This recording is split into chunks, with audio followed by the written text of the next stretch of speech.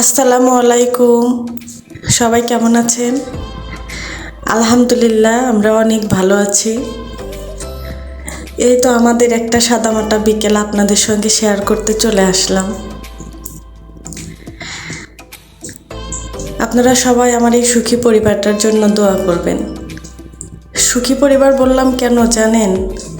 কারণ সুখটা আমি অনুভব করি, আর সুখটা অনুভব করারই জিনিস। এটা দেখাও যায় না, ছোঁয়াও যায় না। একটি সুখী পরিবারের মূল মন্ত্র হচ্ছে ভালোবাসা। দুনিয়াতে সব কিছু ভালোবাসা দিয়েই অর্জন করা সম্ভব। হাজারো কষ্টে থাকলেও ভালোবাসা দিয়েই হ্যাপি থাকা সম্ভব।